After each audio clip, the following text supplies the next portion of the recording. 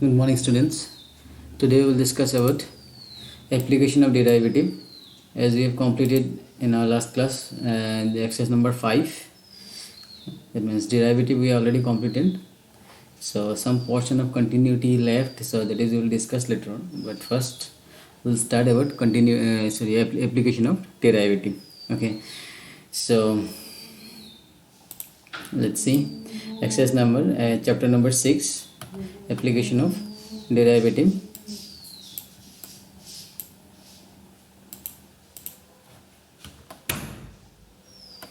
We'll see the main concept of differentiation, because now what we have learned in differentiation we have to apply this is in practical problems. Okay, so let's see first derivative ds by dt. Okay, differentiation of s with respect to t, we mean the rate of change of distance s. Here s represent distance. Okay, s represent distance, and with respect to the time t. Okay, the derivative of s with respect to t, ds by dt, it is represent change of distance. S जो है ये distance को represent कर रहा है. So change of distance with respect to time. Okay, so distance जो है वो चेंज होता है डिपेंड्स ऑन टाइम. जैसे कि अभी यहाँ से कोई दूसरा सिटी में जाना है, then depends on time distance change होता जाएगा. Okay, so D S by D T represent change of, differentiation जो है वो चेंज को रिप्रेजेंट करता है, जैसे कि ये rate of change of quantity. Okay, so D Y by D x जो है ये रिप्रेजेंट करता है कि चेंज ऑफ वाई एक क्वांटिटी है, एक्स एक अनदर क्वांटिटी है, तो change of Y with respect to X. Okay, so practical problem में ये D Y by D T जो है ये रिप्रेजेंट करता है कि change of one quantity, that means Y with respect to the other quantity x. So y का जो चेंज है with respect to x, that change, जैसे कि डिस्टेंस जो है, डिस्टेंस कितना चेंज हो रहा है विथ रेस्पेक्ट टू टाइम. ठीक है, हम लोग को मालूम है कि डिस्टेंस जो है वो टाइम के रेस्पेक्ट में चेंज होता है. सपोज यहाँ से कोई भी जगह में जाना है तो जितना भी टाइम चेंज होता जाएगा उतना ही डिस्टेंस कम होता जाएगा. ठीक है, सो अभी देख लो इसमें ये फंक्शन दिया है y equal to F X, then D Y by D X और F dash X. Y equal to F X एक फंक्शन दिया है. ठीक है, तो D Y by D X और एफ डैश एक्स जो है वो रिप्रेजेंट करता है the rate of change of Y with respect to x. ठीक है, वाई का जो चेंज है विथ रेस्पेक्ट टू एक्स कितना हो रहा है उसको रिप्रेजेंट करता है D Y by D X. D Y by D X means और F dash X means represent the rate of change of Y with respect to X. Okay, and D Y by D x at कोई एक point दिया हुआ है, suppose x का value दिया हुआ है कि x naught by f dash x naught represent the rate of change of Y with respect to x at this point. Okay, ये पॉइंट में d Y by D x मतलब y का value कितना change हुआ with respect to x, जैसे कि ये distance s time के रेस्पेक्ट में कितना चेंज हुआ. ठीक है, और टाइम का कोई एक वैल्यू दिया है, suppose t equal to 2 hour और 3 आवर ऐसा कुछ दिया रहेगा. सो पर्टिकुलर कोई टाइम के लिए suppose t equal to 1 hour, t equal to 2 hour, ऐसे सेम यहाँ में एक्स का जगह में टी दिया हुआ है, तो एक्स का कोई पर्टिकुलर वैल्यू के लिए एक्स का सपोज यहाँ में एक्स नॉट दिया हुआ है, एक्स का वैल्यू 1 2 कुछ भी हो सकता है, तो ऐसा एक्स का डिफरेंट वैल्यू के लिए निकालने के लिए हम लोग को ये रूल को अप्लाई करना पड़ेगा. मतलब first d Y by D x निकालना पड़ेगा, फिर इसमें एक्स का वैल्यू ये पुट कर देना है. फर्स्ट डिफरेंशिएशन करके उसके बाद एक्स का वैल्यू पुट कर देना है. तो इसको हम लोग ऐसा करके लिखते हैं कि d Y by D x at, ये जो सिम्बल है ये एट को रिप्रेजेंट करता है, at X is equal to X zero और may be F dash X zero. Okay, then ये तो मालूम ही हमने दिखाया था, ये D Y by D T is equal D Y by D X is equal to D Y by D T D x by D T. ठीक है, D Y by D T divided by D x by D T जो parametric form में मैंने दिखाया था. ठीक है, okay, now let's see next.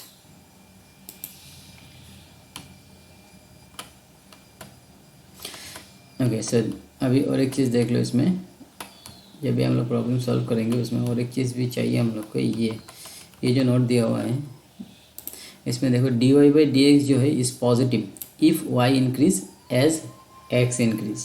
D Y by D x का वैल्यू क्या आएगा, पॉजिटिव होगा अगर वाई जब इंक्रीजिंग होगा, y increase if y increase as x increase, x increase हो रहा है तो वाई भी इंक्रीज हो रहा है.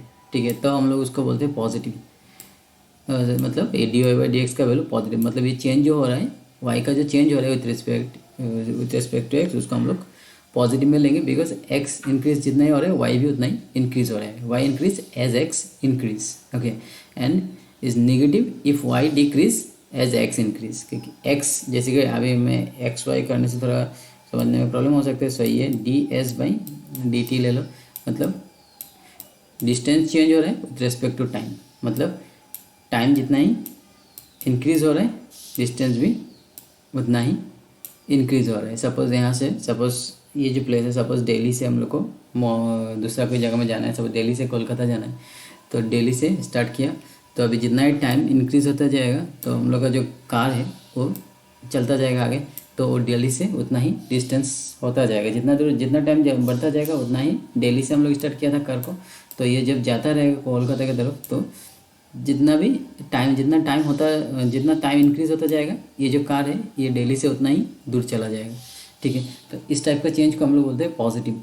और अगर सपोज डिक्रीज़ हो रहा है, ठीक है, जैसे कि टाइम इंक्रीज़ हो रहा है बट डिस्टेंस डिक्रीज़ हो रहा है, जैसे कि सपोज यहाँ से कोई एक जगह में जाना है, सपोज़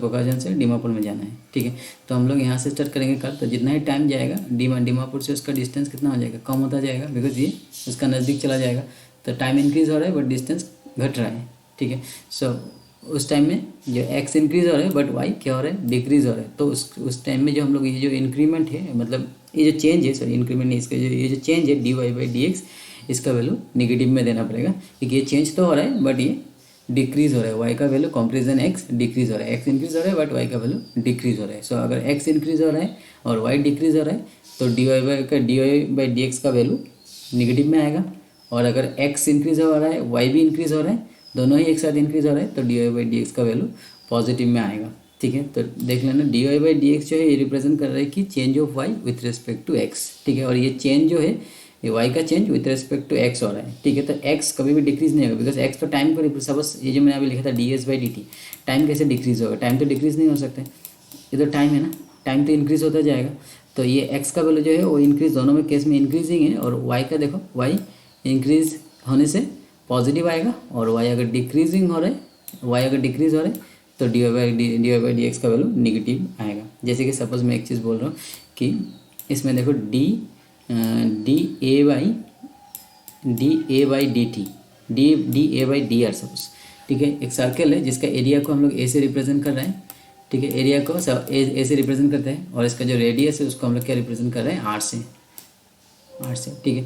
तो अभी इसमें d A by d r जो है ये क्या रिप्रेजेंट करेगा, rate of change of area with respect to radius, मतलब ये जो सर्कल है, सर्कल का एरिया ये रेडियस का ऊपर कितना चेंज हो रहा है, ठीक है। तो अगर इसका वैल्यू पॉजिटिव में आया, सपोज इसका वैल्यू 5 आया, तो हम लोग बोलेंगे कि एरिया जो है ये सर्कल का एरिया इंक्रीजिंग हो रहा है with respect to 5, with respect to r 5 centimetre, भाई हमें अगर टाइम दिया होता है तो सेंटीमीटर पर सेकेंड ऐसा करके आएगा, ठीक है। तो ये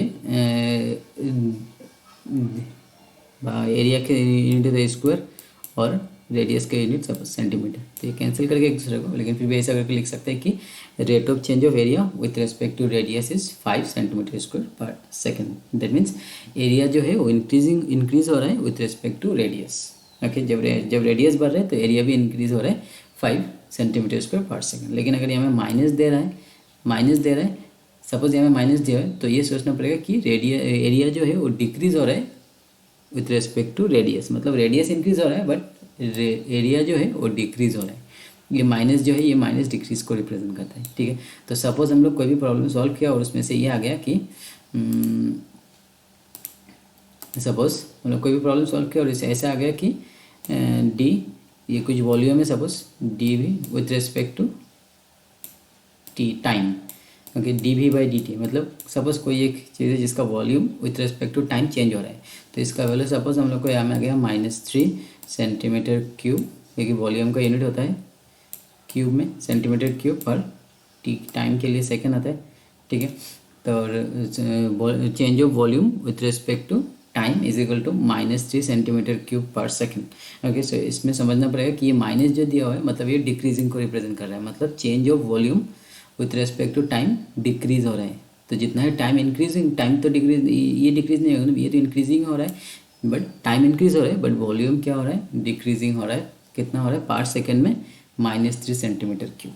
ठीक है, तो ये जो यूनिट लिखने का तरीका, ये इसको भी देखना है। यूनिट कैसे लिखते हैं हम लोग को मालूम है कि जब भी कोई भी लेंथ होता है, सपोज रेडियस चेंज हो रहा है विथ रिस्पेक्ट टू टाइम। ठीक है, रेडियस चेंज हो रहा है with respect to time, suppose 5 दिया हुआ है। ठीक है, तो रेडियस का यूनिट क्वेश्चन में दिया रहेगा, जो भी दिया रहेगा उसको हमें लिखना है सपोज सेंटीमीटर। और ये टाइम का यूनिट भी जो क्वेश्चन में दिया रहेगा सपोज सेकेंड, तो ये ऑब्लिक देंगे मतलब पर सेकेंड, सेंटीमीटर पर सेकेंड। तो इसका जो यूनिट है ऊपर आता है, इसका यूनिट है नीचे आता है। ठीक है, जैसे कि हमें एरिया का यूनिट सेंटीमीटर स्क्वायर लिखा, नीचे रेडियस का यूनिट सेंटीमीटर, तो ये सेंटीमीटर कैंसिल करके तुम डायरेक्ट ओनली सेंटीमीटर भी लिख सकते हो। ठीक है, तो और अगर वॉल्यूम है तो ऊपर क्यूब आएगा, जो भी दिया रहेगा volume dV/dt is equal to,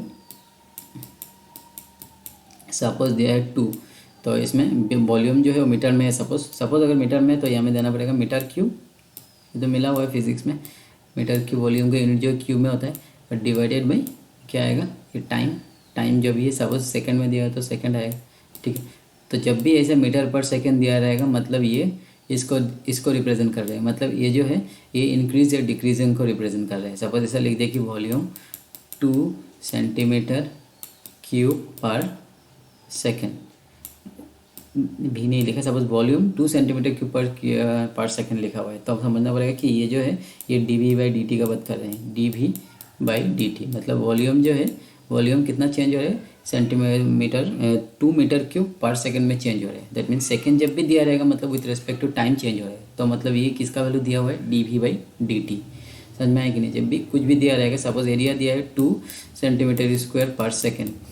ठीक है, ओनली एरिया देने से कितना रहेगा, 2 सेंटीमीटर स्क्वायर दिया रहेगा ना, ऐसा दिया रहेगा अगर ओनली एरिया दिया हुआ है किसी भी सर्कल का। बट अगर ऐसा लिखा है तो मतलब समझना कि ये टाइम के रेस्पेक्ट में ये चेंज को दिया गया है 2 सेंटीमीटर स्क्वायर पर सेकेंड, मतलब टाइम के ऊपर डिपेंड करके ये एरिया कितना चेंज हो रहा है, मतलब एरिया चेंज हो रहा है। एरिया को हम लोग को मालूम है कि एरिया को सपोज ए या एस कुछ भी लिख सकते हो, तो dA/dt का वैल्यू दिया गया है, क्योंकि ये सेंटीमीटर स्क्वायर दिया हुआ है, तो ये तो एरिया का यूनिट होता है।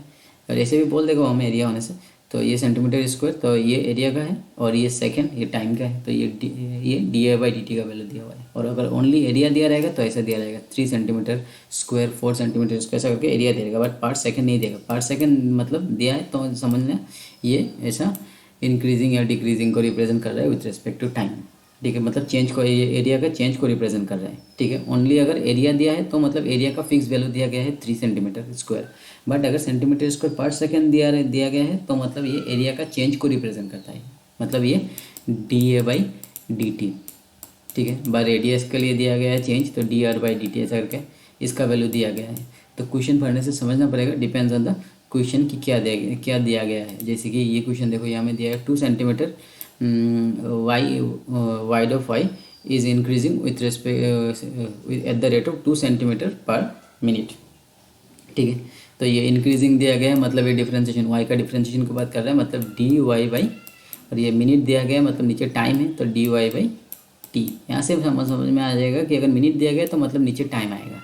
ठीक है, और ये हमें बोल दिया कि y का इंक्रीजिंग या डिक्रीजिंग कुछ भी लिखा रहे तो मतलब ये डिफरेंशिएशन को रिप्रेजेंट करता है, बिकॉज डिफरेंशिएशन जो है dy/dx जो है ये चेंज को रिप्रेजेंट करता है।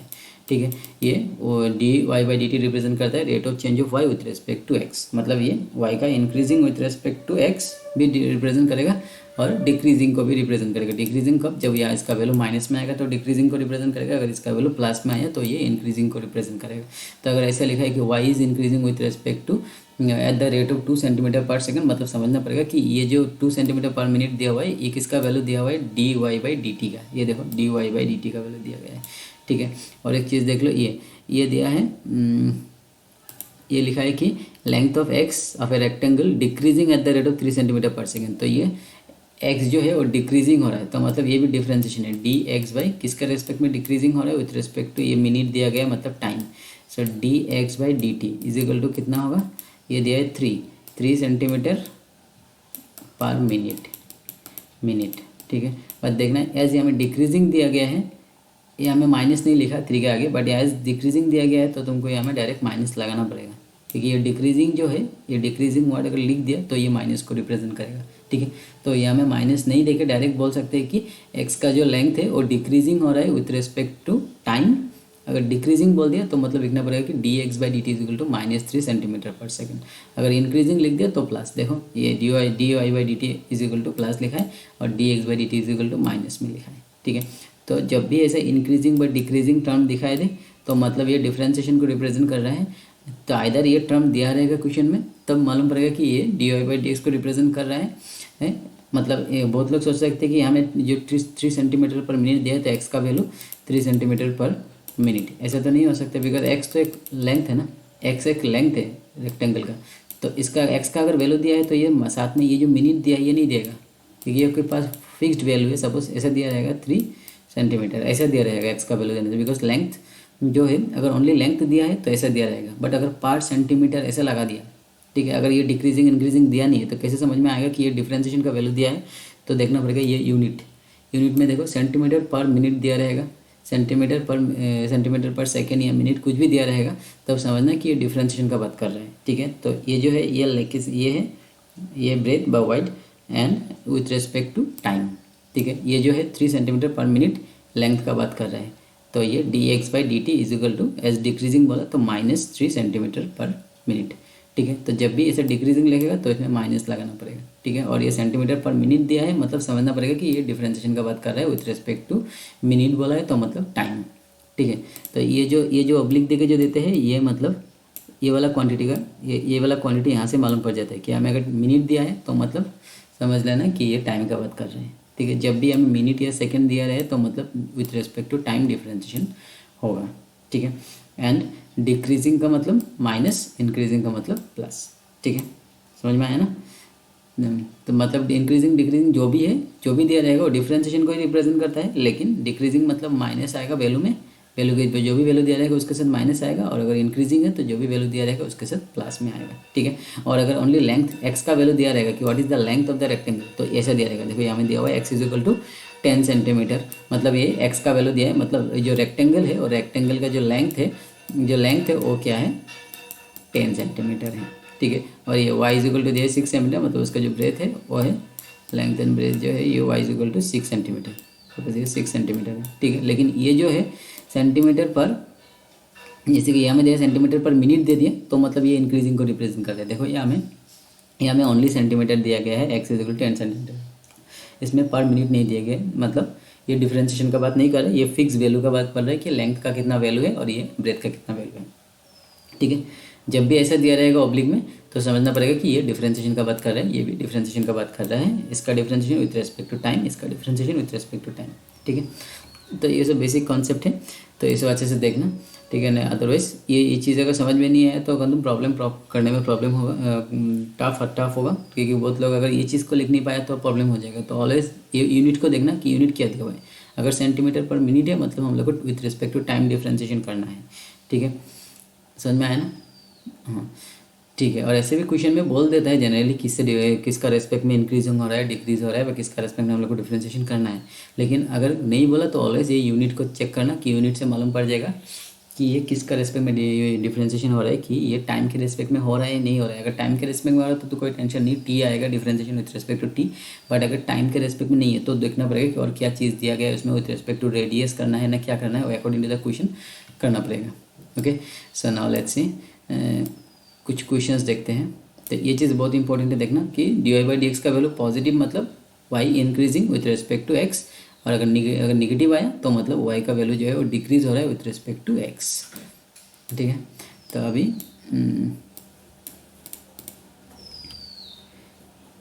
एक दो प्रॉब्लम देख लेते हैं। ये 6.1 नंबर 1 क्वेश्चन क्या दिया गया है देखो।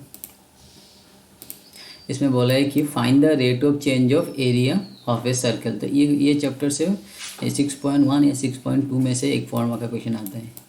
ठीक है, ओवरऑल इसमें से 10 मार्क्स जैसा है। एक तो 6 मार्क का क्वेश्चन आएगा, 6 मार्क का क्वेश्चन जनरली ये एक्सरसाइज से नहीं आता है, वो लास्ट में से आता है, एकदम 6.5 6.4 ये सब में से आएगा 6 मार्क का क्वेश्चन, एक 6 मार्क का क्वेश्चन। और 4 मार्क का क्वेश्चन जो है वो 6.1 6.2 या 6.3 ये तीनों में से कोई एक में से आएगा। ठीक है, तो यहाँ में ओवरऑल 5 एक्सरसाइज है 6.1 से लेकर 6.5 तक। 6.4 एंड 5 6.3 4 5 ये तीनों में से एक 6 मार्क का क्वेश्चन आने का चांसेस है, और 6.1 एंड 2 में से एक 4 मार्क का क्वेश्चन। तो ये एक्सरसाइज में से एक 4 मार्क का क्वेश्चन आने का चांसेस है। ठीक है, और ये क्वेश्चन एकदम ईजी है। देखो, find the rate of change of area of a circle with respect to radius. ठीक है, तो इसमें बोल ही दिया कि हम लोग को क्या निकालना है, सर्कल का एरिया निकालना है विथ रेस्पेक्ट टू रेडियस। ठीक है, सो और इसमें क्या बोला है कि r is equal to 3 centimetre के लिए वैल्यू कितना होगा, r is equal to 4 centimetre के लिए वैल्यू कितना होगा। तो इसके लिए एकदम इजीली लिखो कि लेट नंबर 1 का क्वेश्चन सॉल्व करने के लिए फर्स्ट ऐसे लिखो, let capital A be the area of the circle, area of the circle. ठीक है, तो ये जो है एरिया ऑफ द सर्कल है and r with the radius, and r with the, साथ में कॉपी में नोट करके जाना, and r with the radius. ठीक है, तो अभी देखो ये तो ए को एरिया ले लिया और आर क्या है, रेडियस, तो दिया ये रेडियस आर। तो अभी इसमें कुछ गिवन जो दिया है इसको हम लोग बाद में करेंगे, फर्स्ट लिख लेते हैं कि एरिया का फॉर्मूला। एरिया का फॉर्मूला हम लोग को मालूम है कि ए इज इक्वल टू, हमें लिखना we know a is equal to area of a circle का फॉर्मूला क्या होता है। इसमें सर्कल दिया हुआ है, देखो ये सर्कल का बात कर रहे हैं, तो we know area of a circle क्या होता है,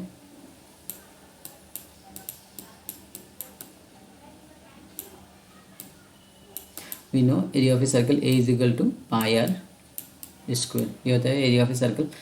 ठीक है, तो ये फॉर्मूला हम लोग को इम्पोर्टेंट है एरिया ऑफ ए सर्कल का। तो अभी इसमें क्या करने के लिए बोला, ये rate of change of area, rate of change of area with respect to radius, radius के रेस्पेक्ट में निकालने के लिए बोला rate of change of, change मतलब differentiation, so D change of rate of change of area, तो मतलब ये ए का डिफरेंशिएशन करना है with respect to radius. Okay, so क्या हो जाएगा, with respect to radius differentiation करो तो D A by d are. ठीक है, ऐसे हमें बोल दे के रेडियस, तो रेडियस ही करना पड़ेगा। ठीक है, अभी इस पाई कांस्टेंट उसको बाहर निकालो, डी बाई डी आर, तो ये हो गया आर स्क्वायर। ठीक है, तो अभी पाई कांस्टेंट है, आर स्क्वायर का वैल्यू कितना है, आर स्क्वायर का डिफरेंशिएशन 2r। ठीक है, जैसे कि एक्स स्क्वायर का differentiation with respect to x 2x होता है, सिमिलरली आर स्क्वायर का differentiation with respect to r 2r हो जाएगा। ठीक है, ये वेरिएबल नहीं है, इसे कांस्टेंट नहीं है, तुम आर कांस्टेंट नहीं है यहाँ में, बिकॉज आर जो है वो रेडियस को रिप्रेजेंट कर रहा है, रेडियस का डिफरेंट वैल्यू हो सकता है, तो जिस चीज़ का डिफरेंट वैल्यू होता है उसको हम लोग बोलते हैं वेरिएबल। ठीक है, कांस्टेंट होता है जिसका फिक्स वैल्यू होता है। ठीक है, बट आर जो है वो फिक्स नहीं है, यहाँ में आर का वैल्यू हम लोग को मालूम नहीं क्या है, r is any radius of the circle. ठीक है, तो कुछ भी हो सकता है इसका वैल्यू, तो आर इज ए वेरिएबल। तो आर स्क्वायर का वैल्यू कितना हो जाएगा, आर स्क्वायर का differentiation with respect to r 2r हो जाएगा, जैसे कि एक्स स्क्वायर का differentiation with respect to x 2x होता है। ठीक है, तो ये तो हो गया rate of change of area with respect to are.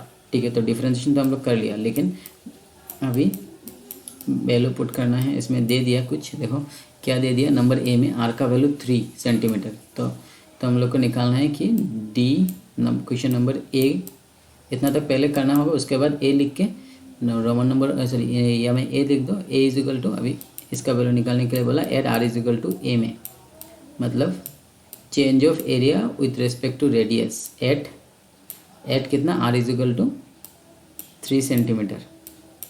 जब आर का वैल्यू 3 सेंटीमीटर होगा तो एरिया कितना चेंज होगा। ठीक है, तो एरिया का वैल्यू कितना आया, पाई 2r, डिफरेंशिएशन करने के बाद हम लोग कितना मिला, पाई 2, और ये आर का जगह में भी क्या लेना है 3, तो 3 पुट कर दो, तो ये हो जाएगा 6 पाई। ठीक है, 6 3 2 6 और ये पाई। ठीक है, पाई को पाई रखना। ठीक है, अगर क्वेश्चन में वैल्यू दिया है पाई का तो ही हमें पुट करना, अदरवाइज पाई जैसा है सेम ही लगना। ठीक है, अभी इसमें यूनिट लिखना होगा, यूनिट नहीं लिखने से मार्क्स नहीं मिलेगा। ठीक है, तो क्योंकि 1 मार्क यहाँ से कट सकता है यूनिट के लिए, तो यूनिट कैसे लिखना है, एरिया दिया हुआ है तो एरिया का यूनिट स्क्वायर में होता है, इसमें क्या दिया है देख लो, सेंटीमीटर दिया हुआ है, तो एरिया का यूनिट क्या होता है, स्क्वायर में होता है, तो इसलिए हो जाएगा सेंटीमीटर स्क्वायर। ठीक है, याद रखना एरिया का यूनिट सेंटीमीटर में आता है, स्क्वायर में आता है, सेंटीमीटर हो या मीटर हो, एरिया ऑलवेज स्क्वायर में आता है, वॉल्यूम ऑलवेज क्यूब में आता है, और जैसे कि रेडियस है, रेडियस ओनली स्क्वायर क्यूब ये सब नहीं आएगा, उसमें खाली पावर 1 होगा, तो रेडियस यहाँ में रेडियस कितना है, सेंटीमीटर में दिया हुआ है, तो ओनली सेंटीमीटर। ठीक है, लेंथ जो है ओनली सेंटीमीटर मीटर ऐसा होता है, और एरिया जो होता है वो स्क्वायर में होता है, वॉल्यूम जो होता है वो क्यूब में होता है। ठीक है। तो ये हो गया 6 पाई सेंटीमीटर स्क्वायर पर सेंटीमीटर। ठीक है, तो अभी इसको 1 सेंटीमीटर कैंसिल कर सकते हो, तो ये हो जाएगा 6 पाई सेंटीमीटर। ठीक है, तो सिमिलरली आर का वैल्यू नंबर बी में क्या करना पड़ेगा, इसका आर का वैल्यू 4 पुट करना होगा यहाँ में। तो आर का वैल्यू 4 यहाँ में पुट करो, यहाँ में पुट करो, तो 4 2 जाए 8, तो 8 पाई आ जाएगा आंसर। ठीक है, तो ये हो गया फर्स्ट क्वेश्चन का आंसर। ना नेक्स्ट नंबर 2 में देखो, the volume of a cube is increasing at the rate of, बोल दे इंक्रीजिंग। ठीक है, वॉल्यूम ऑफ ए क्यूब, तो वॉल्यूम का अगर हम लोग भी ले लिया तो मतलब volume of a cube increasing बोला है, तो मतलब डिफरेंशिएशन का बात कर रहा है। ठीक है, eight the rate of 8 centimetre cube per second. इसमें से देखो बोला नहीं कि किसका रेस्पेक्ट में वो इंक्रीजिंग हो रहा है, तो जब भी हमें सेकेंड दिखाई दे रहा है तो मतलब ये टाइम के रेस्पेक्ट में इंटीग्रेशन डिफरेंशिएशन हो रहा है। ठीक है, मतलब चेंज हो रहा है, वॉल्यूम ऑफ द क्यूब जो है वो इंक्रीज हो रहा है, बट विथ रिस्पेक्ट टू किसका रेस्पेक्ट में इंक्रीजिंग हो रहा है। जब भी इंक्रीजिंग या डिक्रीजिंग का बात करेगा मतलब डिफरेंशिएशन का बात बोल रहा है, तो डिफरेंशिएशन किसका रेस्पेक्ट में होगा, या हमें दिखाई दे रहा है कि time S centimetre cube per second दिया हुआ है, तो मतलब विथ रिस्पेक्ट टू टाइम। तो हमें ये जो 8 सेंटीमीटर क्यूब है वो मतलब किसका वैल्यू है, डिफरेंशिएशन ऑफ भी मतलब volume with respect to time. तो मतलब d v by D T is equal to कितना देखे गया है हमें 3 सेंटीमीटर क्यूब पर सेकेंड। ठीक है, और ये एप्लीकेशन ऑफ डिराइवेटिव जो है ये फिजिक्स के लिए भी बहुत इंपॉर्टेंट है, क्योंकि इसमें ज़्यादातर फिजिक्स टाइप का इक्वेशन है। ठीक है, तो ये rate of change of quantities physics में ऑलरेडी मिल चुका है, तो जब ये एप्लीकेशन ऑफ डिराइवेटिव कर लोगे तो फिजिक्स का बहुत सारा चीज़ समझने में बहुत ईजी हो जाएगा, डिराइवेशंस। ठीक है, so the volume of a cube is increasing at the rate of 8 centimetre cube per second. ठीक है, 8 सेंटीमीटर क्यूब पर सेकेंड, तो ये दिया हुआ है d v by D t, volume with respect to time. ठीक है, now how fast is the surface area increasing, तो सरफेस एरिया, तो ये जो क्यूब है, ये क्यूब दिया हुआ है, क्यूब मालूम है ना, ये जो बॉक्स का जैसा होता है क्यूबॉइड, क्यूब मतलब ऑल साइड्स आर इक्वल, ऐसे टाइप का शेप होता है क्यूब का, ऑल साइड्स इस सब साइड इक्वल होने से उसको बोलते हैं क्यूब। ठीक है, तो क्यूब का जो area sorry volume D volume increase हो रहा है 8 सेंटीमीटर क्यूब पर सेकेंड, मतलब पर सेकेंड में 8 सेंटीमीटर क्यूब इसका वॉल्यूम इंक्रीज हो रहा है। ठीक है, वो इसका सरफेस एरिया कितना इंक्रीज हो रहा है, हाउ फास्ट, कितना स्पीड से उसका सरफेस एरिया इंक्रीजिंग हो रहा है, when the length of the edge is 12 centimetre. Length of the edge मतलब ये जो है साइड का जो लेंथ होता है उसको बोलते हैं लेंथ ऑफ द एज। तो लेंथ ऑफ द एज कितना दिया है, length of the edge 12 centimetre, length of the edge 12 centimetre दिया हुआ है। ठीक है, तो अभी हम लोग को सरफेस एरिया निकालना पड़ेगा। ठीक है, तो देखो कैसे निकालना है, एकदम इजी है। ओके, लेट्स सी,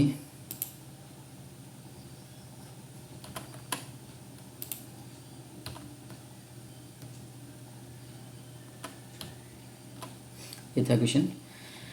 ठीक है, तो सबसे फर्स्ट क्या करना होगा इसमें, फर्स्ट हम लोग को जो क्यूब है, ये क्यूब दिया है, इसका लेंथ ऑफ द एज व लेंथ ऑफ द साइड जो है उसको पकड़ लेना है। ठीक है, क्यूब का ऑल साइड्स इक्वल होता है, मतलब अगर इसको हम लोग एक्स पकड़ा, मतलब एक साइड को अगर एक्स पकड़ा, इसको अगर एक्स पकड़ा तो सारा साइड एक्स हो जाएगा, बिकॉज क्यूब का सारा साइड सेम होता है। ठीक है, तो ये हमें ले लेके let x with the length of the side of the cube. ठीक है, तो एक्स जो है एक्स बाय एल, मैंने यहाँ में एल लिखा था, इसका एक्स भी लिख सकते हैं, तो x with the length of the side.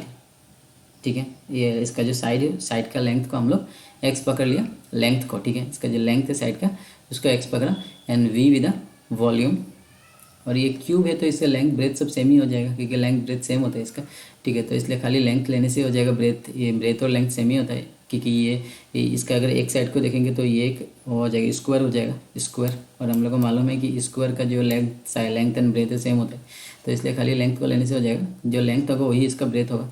तो x with the length of the side and v with the volume of the cube, ये क्यूब का वॉल्यूम को भी कंसिडर किया, क्योंकि क्वेश्चन में वॉल्यूम भी था, ये डी भी जो लिखा हम लोग, and s with the surface area of the cube. तो जो क्वेश्चन में चाहिए वो सारा को पहले ऐसा कंसिडर कर लेना होगा। ऐसे जैसे कि हमें लेंथ ऑफ द एज का बात बोला है, मतलब साइड का, तो इसलिए लेंथ ऑफ द साइड ले लिया एक्स, उसके बाद वॉल्यूम बोला था तो इसलिए वी वॉल्यूम बोल के कंसिडर कर लिया, और सरफेस एरिया का बात बोल रहा है जिसको निकालना है तो इसको एस पकड़ लिया। तो let x with the length of the side, v with the volume and s with the surface area of the cube. ठीक है, उसके बाद यहाँ में एक चीज़ नहीं लिखा, वो लिख देना चाहिए था, यहाँ लेट एट एनी, स्टार्टिंग से ऐसा करना, let at any instant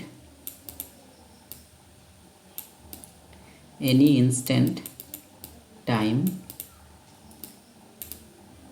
T, ठीक है, क्योंकि टी को यहाँ में कंसिडर नहीं किया, क्योंकि हम लोग को differentiation with respect to t करना है ना, तो यहाँ में तो कोई भी टी मेंशन नहीं है, व्हाट इज टी। तो पहले जो लाइन है लेट के बाद यहाँ में लिखना कि at any instant time t, उसके बाद यहाँ में कॉमा देके फिर लिखना x with the length of the side, v with the volume, r with the surface area of the cube. ठीक है, याद रहेगा ना।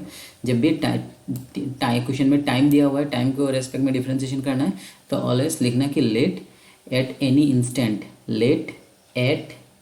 Instant time t, x with the length of the side, v with the volume, s with the surface area of the cube. तो ऐसा करके consider करना चाहिए, ठीक है, वो बेस्ट है। तो अभी उसके बाद अभी v इज इक्वल टू क्या है, वॉल्यूम ऑफ द क्यूब। हम लोग को मालूम है कि क्यूब का जो वॉल्यूम होता है v इज इक्वल टू, अगर लेंथ अगर l है तो l क्यूब होता है, तो यहाँ में ये x पकड़ा हम लोग, तो इसलिए v is equal to x cube हुआ, ठीक है। एंड सरफेस एरिया क्या है, surface area of a cube ये जो 6l स्क्वायर, ये हम लोग को मिला हुआ है। Length surface area of a cube जो होता है 6l स्क्वायर, ठीक है। तो यहाँ में l का जगह हम लोग x लिया, तो इसलिए surface area s is equal to कितना हो जाएगा, 6x स्क्वायर, ठीक है। तो ये सारा मेंशुरेशन में मिला हुआ है क्लास 9-10 में, ठीक है। तो volume of a cube is equal to l cube and volume of a surface area of a cube is 6l square, ठीक है। तो यहाँ में l का जगह में x लिया, तो इसलिए x लिखा है, ठीक है। x is the function of time t, ये मैं लास्ट में लिख दिया, लेकिन ये यहाँ में लिखना चाहिए था t को, ठीक है। ओके, सो नाउ अभी देख लो, ये dv/dt मैंने यहाँ में लिखा था, dv/dt इज इक्वल टू कितना, 8 सेंटीमीटर क्यूब पर सेकंड। तो ये dv/dt is equal to 8 centimetre cube per second, क्योंकि हमें दिया हुआ है कि volume of a cube increasing at the rate of 8 centimetre cube per second. मतलब ये जो वॉल्यूम है वो with respect to time 8 centimetre change हो रहा है, ठीक है, इंक्रीज हो रहा है। टाइम जितना इंक्रीजिंग हो रहा है, वॉल्यूम उतना ही स्पीड में इंक्रीजिंग हो रहा है, 8 सेंटीमीटर क्यूब पर सेकंड। मतलब एक सेकंड में 8 सेंटीमीटर करके इंक्रीजिंग हो रहा है, ठीक है, 8 सेंटीमीटर क्यूब। ओके, सो जितना टाइम इंक्रीज हो रहा है उसका 8 टाइम्स वॉल्यूम इंक्रीज हो रहा है, ठीक है। Okay, so now say then by using the chain rule, ठीक है, ये नहीं लिखने से होगा, चेन रूल हम लोग को मालूम है, ठीक है। तो नाउ अभी 8 dv/dt, तो इसमें फर्स्ट जो है मैंने डायरेक्ट लिख दिया। देखो ये वॉल्यूम दिया था v is equal to x cube, ठीक है, v is equal to x cube ना। तो अभी हम लोग को चाहिए ये यहाँ से with respect to t differentiation किया है, तो हम लोग को निकालना तो है ये, देखो हमें क्या निकालना है, ds/dt, ठीक है। ठीक है, हमें बोला है कि how fast the surface area increasing when the length of the edge is 12। तो जब x का वैल्यू 12 होगा तो ये how fast the surface area increasing, तो सरफेस एरिया इंक्रीजिंग हो रहा है किसके रेस्पेक्ट में, वॉल्यूम अगर टाइम के रेस्पेक्ट में इंक्रीज हो रहा है, सो ऑब्वियसली सरफेस एरिया भी टाइम के रेस्पेक्ट में होगा। सो ds/dt इज इक्वल टू निकालना है हम लोग को, ठीक है।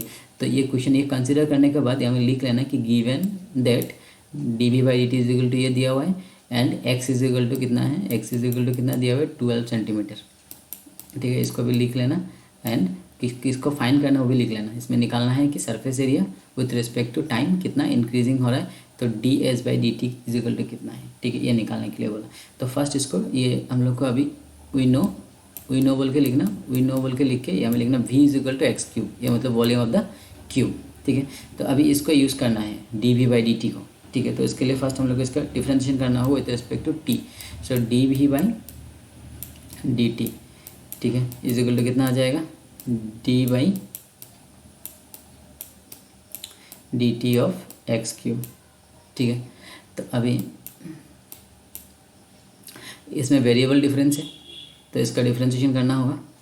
तो कैसे करना होगा, हम लोग को मालूम है कि अगर यहाँ में x है यहाँ में t है, तो हम लोग को डिफ्रेंशिएशन करने के टाइम में x को t पकड़ के हम लोग कर देंगे, ठीक है। यहाँ में चेन रूल लगा करा, बिकॉज चेन रूल के बारे में मैं बाद में बोल दूंगा, ये इतना इंपॉर्टेंट नहीं है कि ज़्यादा लेंथी क्वेश्चन हो जाता है चेन रूल मिलकर लिखने से। और चेन रूल मतलब ये वेरिएबल को एक बार मतलब ये वेरिएबल को मिलाता है यहाँ में, ठीक है। तो मैं इसको बाद में डिस्कस कर दूँगा, क्योंकि अभी हम लोग कंपोजिशन फंक्शन नहीं पढ़ा है, तो इसलिए मैं इस पर नहीं जा रहा हूँ, क्योंकि समझने में प्रॉब्लम हो सकता है, ठीक है। लेकिन चेन रूल ये जो है ये लिखने की कोई ज़रूरत नहीं है, ये नहीं लिखने के लिख के भी हम लोग कर सकते हैं, क्योंकि ऐसे रखा है डिफ्रेंशिएशन हम लोग पहले भी कर लिया, ठीक है।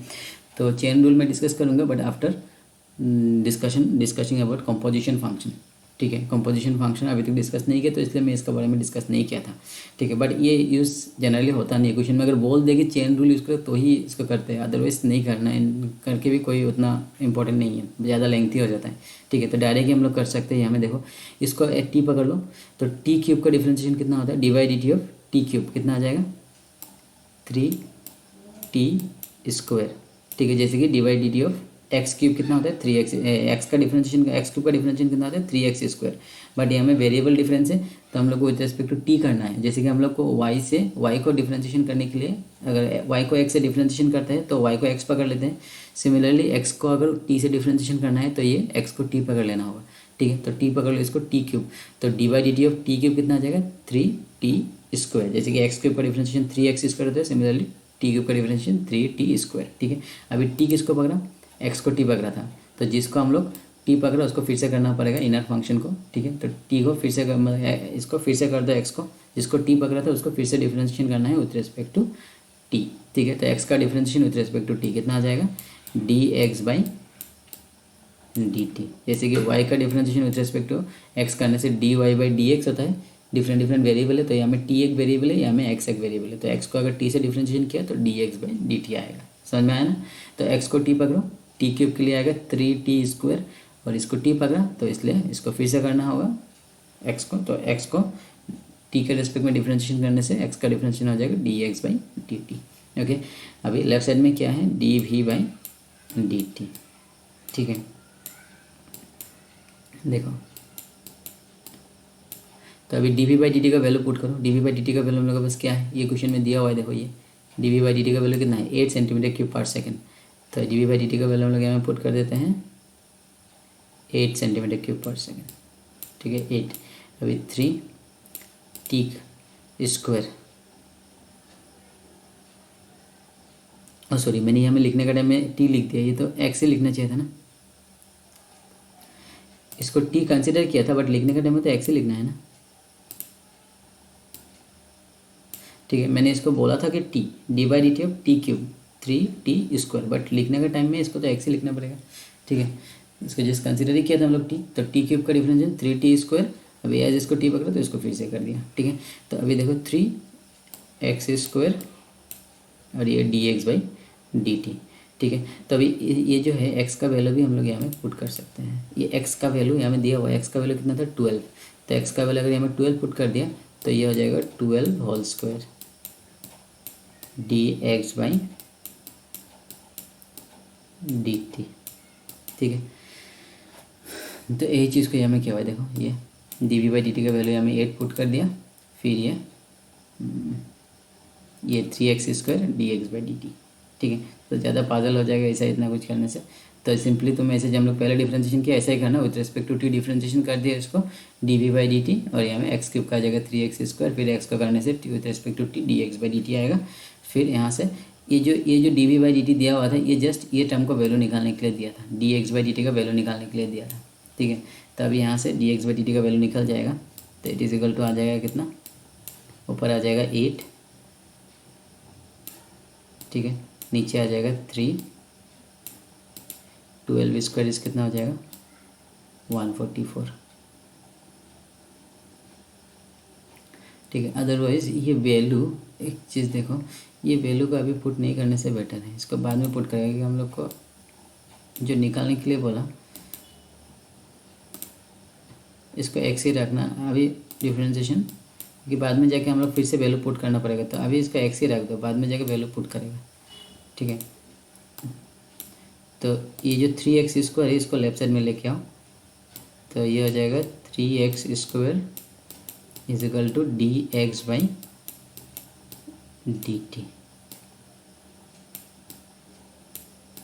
ठीक है। तो dx/dt का वैल्यू ये मिल गया हम लोग को,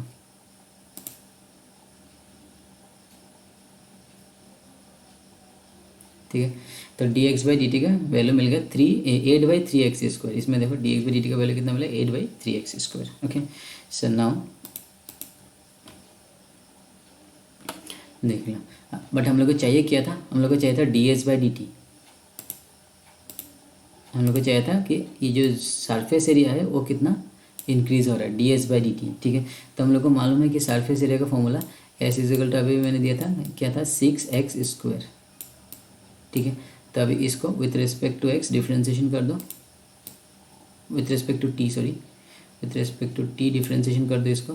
तो with respect to t differentiation करने से कितना आ जाएगा ds/dt, ये निकालना था हम लोग को ds/dt का value, differentiation of change of surface area with respect to time, ये निकालना था, ठीक है। ds/dt इजिकल टू कितना आ जाएगा 6 तो कांस्टेंट है, d/dt ऑफ x², ठीक है। तो अभी इसमें 6 कांस्टेंट है, अभी x² का डिफ्रेंशिएशन करने का टाइम में इसमें देखो t से डिफ्रेंशिएशन करना होगा, तो इसलिए x को t पकड़ लो, तो d/dt of t², d/dt of t² कितना आ जाएगा 2t, ठीक है। अभी इसमें x को t पकड़ा, तो x को फिर से कर दो, तो x का डिफ्रेंशिएशन कितना आ जाएगा dx/dt, ठीक है, dx/dt। तो ये जो है ये dx/dt जो है ये वैल्यू ये हमें दिया होने थे क्वेश्चन में, तो ये जो ये dx/dt निकालने के लिए हम लोग को ये dv/dt ये दिया गया था, dv/dt का वैल्यू जो है 8 सेंटीमीटर क्यूब पर सेकंड दिया गया था। क्यों दिया गया था ये सब, ये इसका वैल्यू निकालने के लिए dx/dt। तो यहाँ से हम लोग अभी dx/dt का वैल्यू पुट कर देगा, dx/dt कितना है 8/3x², तो ये हमें पुट कर दो, तो कितना आ जाएगा इसमें देख लो 6 2 जाए 6 × 2 12x, और ये dx/dt का वैल्यू कितना है 8/3x², तो इसका वैल्यू है 8/3x², ठीक है, 8/3x², और 3 2 जाए ये 6 था, सॉरी 6 2 जाए 12, ये 12 था मतलब, ठीक है। तो अभी अगर इसको कैंसिल करेंगे तो क्या आ जाएगा इसमें से एक x तो हम लोग यहाँ से कैंसिल कर सकते हैं, x² है, और ये 3 से 12 का कैंसिल करने से 4 आ जाएगा, तो इजिकल टू कितना आ जाएगा 4 3 जाए 4 8 जाए 32 डिवाइडेड बाई नीचे कितना है x, ये स्क्वायर था बट एक x कैंसिल हो गया तो x बचेगा, तो 32/x। ds/dt का वैल्यू हम लोग को मिला कितना ds/dt इजिकल टू कितना मिला 32/x, ठीक है। देखो ये हमें भी वही मिला 32/x, ठीक है। बट अभी हम लोग को x का वैल्यू दिया गया था, x का वैल्यू 12 दिया गया था, तो x का वैल्यू 12 पुट कर दो, ठीक है। तो x का वैल्यू अगर हम लोग 12 पुट कर दिया तो कितना आ जाएगा 32/12। अभी इसको कैंसिल करो 6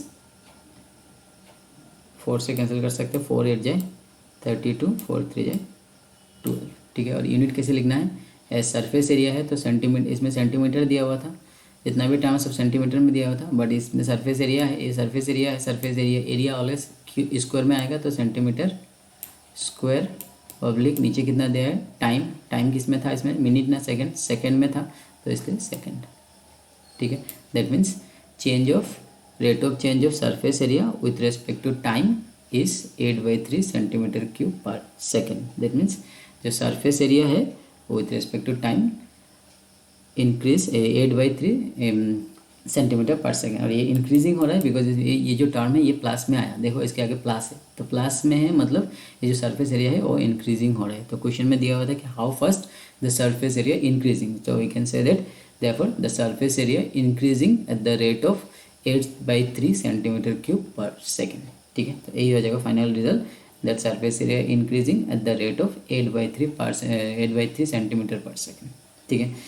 तो वही लिखना है, यही होगा इसका आंसर, ठीक है।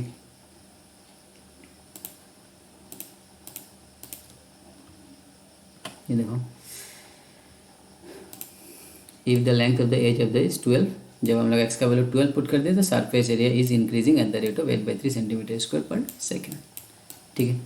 तो सिमिलरली तो आज जस्ट मैंने इसका इंट्रोडक्शन किया, तो इसलिए मैं ज़्यादा डिस्कस नहीं करूँगा इसको, क्योंकि समझना पड़ेगा, अच्छे से समझने के लिए ट्राई करो तो बाकी प्रॉब्लम करूँगा। तो क्वेश्चन नंबर 3 जो है ये होमवर्क है, ठीक है, 3 and 4 भी 3 and 4, ठीक है। 5 से मैं नेक्स्ट क्लास में कराऊँगा, तो 3 and 4 होमवर्क है, ठीक है। तो अप टू 4 तक मुझे करके सेंड करना, ठीक है। तो इसमें दिखाई दे रहा है कि इस 4 में हमें सेकेंड दिया, तो with respect to time differentiation करना होगा, ठीक है। देखो टाइम से डिफ्रेंशिएशन किया गया है, ठीक है। और इसमें भी टाइम दिया हुआ है, ठीक है, बट इसमें बोला है कि क्यू सेम क्वेश्चन है, कर पाओगे, इसको मैं डिस्कस नहीं करूँगा, तुम लोग ही करना, ठीक है। तो नेक्स्ट क्लास में मैं 5 से डिस्कस करूँगा, और एक क्लास चाहिए तो उसमें कंप्लीट कर दूँगा मैं ये, तो अप टू 5 तक मुझे करके दिखाना, ठीक है।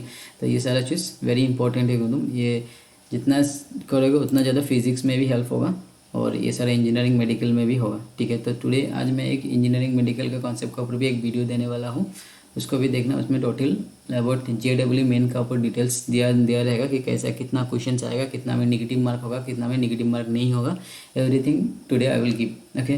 तो उसको भी चेक है, उसको भी अटेंड करना, इसके बाद मैं देने वाला हूँ उसका लिंक ग्रुप में, ओके। सो उससे बहुत हेल्प होगा, क्योंकि अगर तुमको मालूम ही नहीं कि क्वेश्चन कैसा आएगा JEE में, तो उसके लिए प्रिपेयर करने में भी प्रॉब्लम होगा, और क्या क्या सिलेबस है सब कुछ मैं देने वाला हूँ, full discussion about JEE main, okay. So उसको भी देखना इसके बाद, ठीक है। मैं उसको देने वाला हूँ, एक्स्ट्रा करके उसका लिंक मैं भेज दूँगा ग्रुप में, okay. So thank you students, next class will discuss.